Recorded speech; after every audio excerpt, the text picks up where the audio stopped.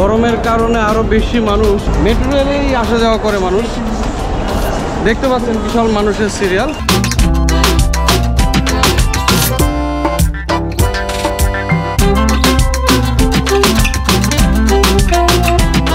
এই কার্ডটি পাঞ্চ করে ভিতরে ঢুকতে হয়। তো আমরা লিফটে স্টেশনে চলে আসলাম। দেখতে পাচ্ছেন ট্রেন দাঁড়িয়ে রয়েছে। ট্রেনটির গন্তব্যস্থল উত্তরা উত্তর। পরের স্টেশন ঢাকা বিশ্ববিদ্যালয়।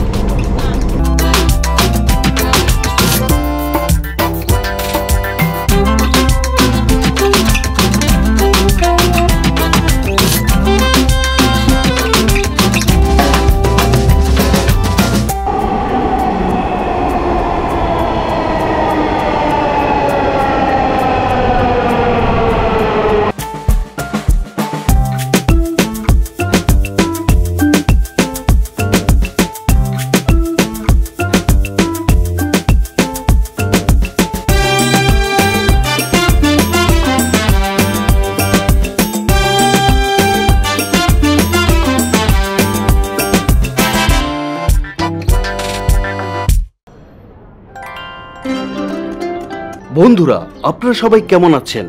আমি মোহাম্মদ আব্দুল খালেক ভুঁইয়া আপনাদেরকে স্বাগত জানাচ্ছি আজকের পর্বে। আজকে আমরা সফর করব মেট্রো রেলে। যাব মতিঝিল থেকে উত্তরা। যাওয়ার পথে মেট্রো রেলের চোখে দেখাবো আমাদের প্রিয় অপরূপ ঢাকা শহরকে। জানানোর চেষ্টা করব মেট্রো রেল সম্পর্কিত যাবতীয় তথ্য। বন্ধুরা, পাশে থেকে পুরো ভিডিওটি দেখবেন, লাইক, কমেন্টস এবং সাবস্ক্রাইব করবেন আশা করছি।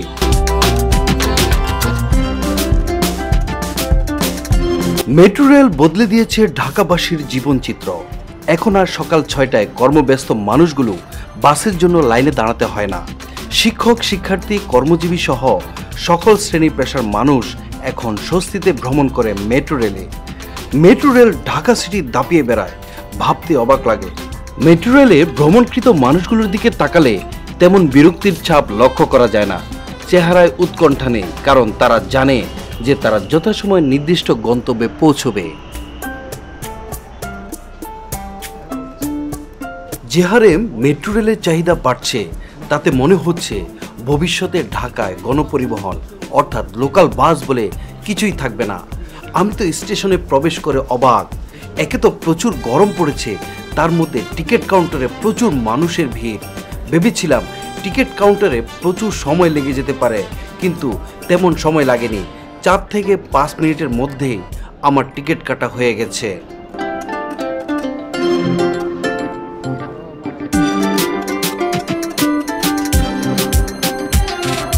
অনেক সিরিয়াল। গরমের কারণে আরো বেশি মানুষ মেট্রো রেলের উপরে স্বাবলম্বী হয়েছে। মেট্রো রেলেই আসা যাওয়া করে মানুষ। দেখতে পাচ্ছেন বিশাল মানুষের সিরিয়াল।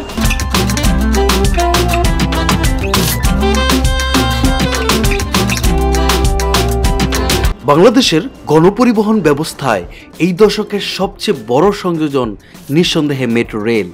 একদম আনকরা নতুন এই প্রযুক্তি বাংলাদেশের প্রায় সকল মানুষের কাছে যেমন একদমই নতুন, তেমনি চমকপ্রদ। কিন্তু নতুন এই ব্যবস্থার সাথে খাপ খাইয়ে নিতে অনেকেরই বেশ ব্যাগ পেতে হচ্ছে। অনেকে আবার প্রথমবারের মতো মেট্রো রেল স্টেশনে গিয়ে কিছুটা অপ্রস্তুতি বোধ করছেন। এই সকল অস্পষ্টতা কাটিয়ে মেট্রো রেল এবং মেট্রো রেলের টিকিট কাটার নিয়মগুলো ভালোভাবে জেনে মেট্রো রেলে ভ্রমণ করতে হবে। এই কার্ডটি পাঞ্চ করে ভিতরে ঢুকতে হয়। তো আমরা লিফটে স্টেশনে চলে আসলাম। দেখতে পাচ্ছেন ট্রেন দাঁড়িয়ে রয়েছে। দূর থেকে দেখলাম মেট্রো রেলের প্রতিটি বগি কানায় কানায় পূর্ণ। কোন বগিতে প্রবেশ করব বুঝতে পারছিলাম না। পরিশেষে সবচেয়ে পেছনের বগিতে উঠলাম। বসার সিট বহু আগেই দখল হয়ে গেছে। দাঁড়িয়ে যাওয়া ছাড়া উপায় নেই। তীব্র তাপদাহ চলার কারণে গরমে প্রাণ যখন যায় অবস্থা, ঠিক তখন মেট্রো রেলের ভেতরের ঠান্ডায় শরীরটা জুড়িয়ে গেল।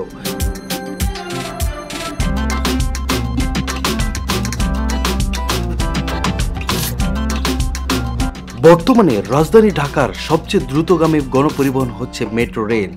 মেট্রো রেলের নিয়ন্ত্রণ সংস্থা Dhaka mass transit company limited.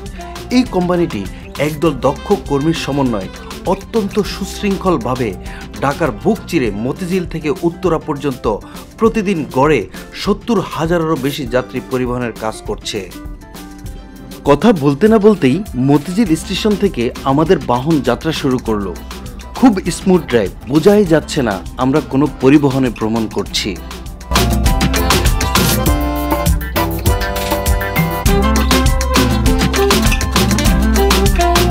JICA ও ডিএমটিসিএল 2030 সাল নাগাদ 128 কিলোমিটার দৈর্ঘ্যের মোট 6টি মেট্রো লাইন নির্মাণের পরিকল্পনা করছে। এই নেটওয়ার্কে 51টি উড়াল স্টেশন ও 53টি ভূগর্ভস্থ স্টেশন থাকবে। 6টি লাইন মিলিতভাবে দিনে 47 লাখ যাত্রী পরিবহন করতে পারবে।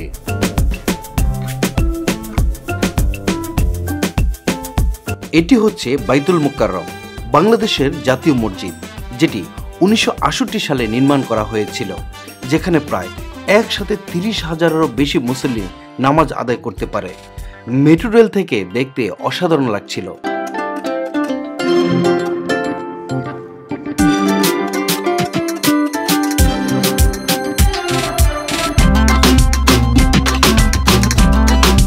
এটি হচ্ছে সচিবালয়, বাংলাদেশ সরকারের প্রশাসনিক সদর দপ্তর। বাংলাদেশ সরকারের সকল নির্বাহী বিভাগীয় কার্য পরিচালিত হয় এই সচিবালয়। এটি বাংলাদেশের রাজধানী ঢাকার সেগুন বাগিচায় অবস্থিত। 1947 সালে নির্মিত এক গুচ্ছ ভবন নিয়ে সচিবালয় গঠিত হয়, যা 1971 সাল পর্যন্ত পূর্ব পাকিস্তানের প্রাদেশিক সরকারের সচিবালয় হিসেবে কার্যরত ছিল। মেট্রো রেল এই উষ্ণ গরমে এতই স্বস্তি দিচ্ছে যে প্রতিনিয়ত মানুষ তার প্রেমে পড়ছে। প্রয়োজনের তুলনায় বাহন কম হওয়ায় অধিকাংশ মানুষ দাঁড়িয়ে যাতায়াত করছে।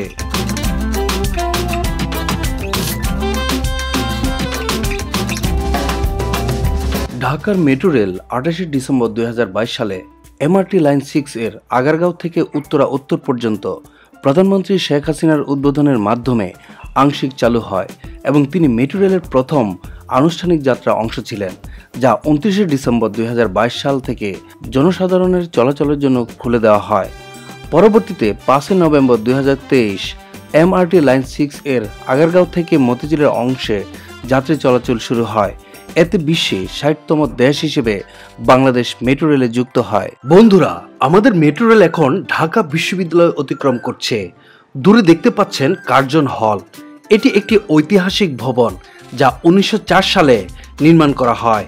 কথিত আছে এই ভবনটি নির্মাণে অর্থ প্রদান করেন ভাওয়ালের রাজকুমার। ঢাকা বিশ্ববিদ্যালয় ঢাকার শাহবাগে অবস্থিত বাংলাদেশের স্বায়ত্তশাসিত সরকারি বিশ্ববিদ্যালয়। এটি 1921 সালে স্থাপিত হয়। তদানীন্তন ব্রিটিশ ভারতের অক্সফোর্ড শিক্ষা ব্যবস্থা অনুসরণে এটি স্থাপিত হয়। সূচনা লগ্নে বিভিন্ন ট্রেডিশন ভিত্তিধারী ও বিজ্ঞানীদের দ্বারা কঠোরভাবে মান নিয়ন্ত্রণ হবার প্রেক্ষাপটে এটি প্রাচ্যের অক্সফোর্ড নামে স্বীকৃতি পায়। অতি জনবহুল এই ঢাকা শহর, এই শহরে যানবাহন সমস্যা ও পথের দুঃসহ যানজট কমিয়ে আনার লক্ষ্যে 2005 সালে বিশ্বব্যাংক সহায়তায় ঢাকায় স্ট্র্যাটেজিক ট্রান্সপোর্ট প্ল্যান এসটিপি তৈরি করে মেট্রো রেল নির্মাণের প্রাথমিক কার্যক্রম শুরু হয়। উক্ত এসটিপি প্রণয়ন, অনুমোদন এবং শহরের পরিবহন নেটওয়ার্কের জন্য কর্মপরিকল্পনা গ্রহণ করা হয়েছিল। এ পরিকল্পনায় 3টি এমআরটি ও 3টি বিআরটি লাইন নির্মাণের প্রস্তাব করা হয়। পরবর্তীতে 2013 সালে কৌশলগত পরিবহন পরিকল্পনার অধীনে ঢাকায় মেট্রো রেল স্থাপনের চূড়ান্ত কাজ শুরু হয়। 2016 সালে সংশোধিত কৌশলগত পরিবহন পরিকল্পনা অনুসারে ঢাকায় নির্মিতব্য মেট্রো রেলের লাইনের সংখ্যা 3টি থেকে বাড়িয়ে 5টিতে করা হয়। প্রিয় বন্ধুরা, কথা বলতে বলতে আমরা শাহবাগে চলে এসেছি। আপনারা দূরে দেখতে পাচ্ছেন বাংলাদেশ জাতীয় জাদুঘর, তার পাশেই Bangabandhu Sheikh Mujib medical university. PG হাসপাতাল নামেই সবার কাছে ব্যাপকভাবে পরিচিত বাংলাদেশের প্রথম চিকিৎসা বিশ্ববিদ্যালয়। বিশ্ববিদ্যালয় হওয়ার আগে এর নাম ছিল institute of post graduate medicine and research.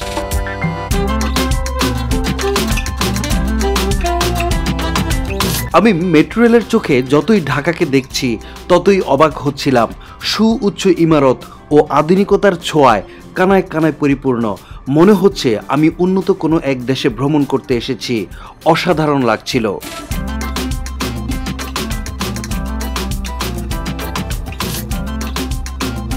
Metro rail আধুনিক নগর যোগাযোগে অত্যন্ত গুরুত্বপূর্ণ।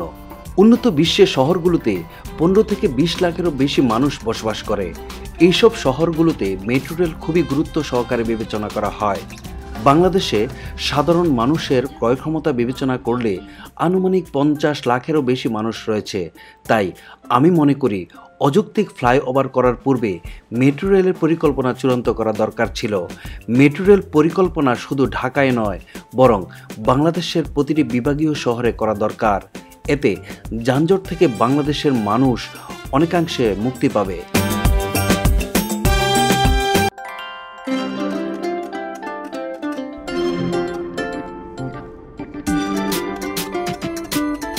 আরেকটি গুরুত্বপূর্ণ বিষয় হচ্ছে মেট্রো রেলের ভাড়া ঢাকার শ্রমজীবী মানুষ, রপ্তানিমুখী ও তৈরি পোশাক শিল্পের শ্রমিক, ভাসমান শ্রমিক, নিম্ন এবং নিম্ন মধ্যবিত্তের দৈনিক উপার্জনের সঙ্গে সঙ্গতিপূর্ণ না হলে মেট্রো রেলের সর্বোচ্চ ব্যবহার নিশ্চিত করা সম্ভব হবে না। মেট্রো রেল শুধু উচ্চ মধ্যবিত্ত এবং অভিজাত মানুষের পরিবহন হিসেবে গড়ে উঠলে ঢাকার যানজট উল্লেখযোগ্য হারে কমবে না। আমরা এখন অতিক্রম করছি বঙ্গবন্ধু আন্তর্জাতিক সম্মেলন কেন্দ্র, যাকে সবাই চীন মৈত্রী সম্মেলন কেন্দ্র নামে চিনে থাকেন, যেটি শেরেবাংলানগর আগারগাঁওয়ে অবস্থিত। 2001 সালে এই সম্মেলন কেন্দ্রটি নির্মাণ কাজ সম্পন্ন হয়। মেট্রো রেল চলাচলকারী রোডে মেট্রো রেল যানজটের বিপরীতে স্বস্তি আনবে অবশ্যই, কিন্তু মোট পরিবহনের অনুপাতে মেট্রো রেলের ধারণ ক্ষমতা অনেক কম। বাসের তুলনায় ভাড়া প্রায় দ্বিগুণ, ভারত ও পাকিস্তানের তুলনায় ভাড়া প্রায় 3 গুণ বেশি হলে ঢাকার মেট্রো রেল অভিজাত পরিবহন হিসেবে থেকে যেতে পারে। পাশাপাশি একই রুটের ব্যক্তিগত গাড়িতে প্রত্যক্ষ পরোক্ষ কিছু নিয়ন্ত্রণ না আনা হলে পরিস্থিতির সাধারণ উন্নতি আশা করা যায়, অভাবনীয় উন্নতি আশা করা যায় না।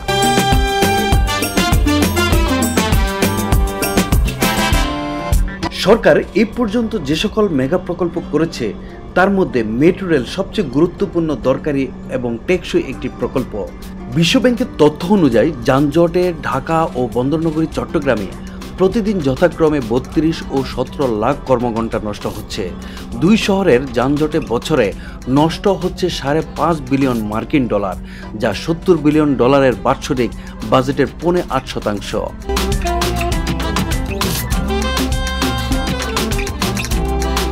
বর্তমানে ঢাকার যানবাহনের গড় গতিবেগ ঘন্টায় 7 কিলোমিটারের কম। তীব্র যানজটের সময় গাড়ির আগে হেঁটে যাওয়ার অভিজ্ঞতা নগরবাসীদের কাছে অতি পরিচিত। মেট্রো রেলের যানজটের বিপরীতে অর্থনৈতিক উপযোগ আসবে এবং শ্রম ঘন্টা সাশ্রয় হবে।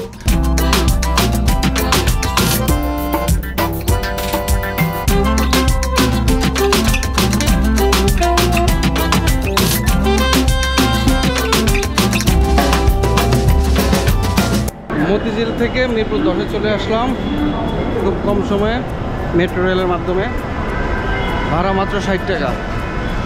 দেখতে পাচ্ছেন প্রচুর মানুষ।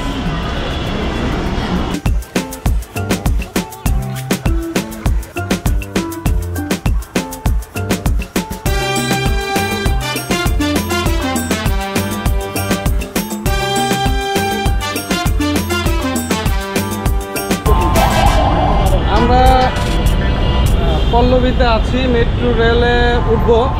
বিশেষ করে হচ্ছে আমার বন্ধু রনির সাথে দেখা করতে আসছিলাম অনেকদিন পরে, তো ওর সাথে কথা হইলো, আড্ডা মারলাম। এখন বাড়ির দিকে আর কি রওনা দিব। তো ঢাকা শহরে মেট্রো রেল হওয়াতে খুব ইজিলিভাবে আর কি এই মিরপুরে আসতে পারছি। এখন এই মেট্রো রেল দিয়ে আবার চলে যাব খুব সুন্দরভাবে, মানে কোনো পেরেশানি নাই, কোনো টেনশন নাই। একবারে রেলের ভিতরে এয়ার কন্ডিশন, কোনো গরম নাই, আরামসে। তবে আরও মেট্রো রেলের প্রয়োজন। যে মানুষের অনেক প্রচুর পরিমাণে মানুষ হয়, এই মানুষগুলোর কারণে দেখা যায় যে দাঁড়িয়ে লোকাল বাসের মতো আর কি দাঁড়িয়ে দাঁড়িয়ে যেতে হয়। তো ভবিষ্যতে অবশ্যই গভর্নমেন্ট এটার দিকে খেয়াল দিবেন যে যাতে মেট্রো রেল যাতে আরও দ্বিগুণ করা হয়, মানুষ যাতে দাঁড়িয়ে না যায়। তাহলে আরও বেটার হবে আর কি।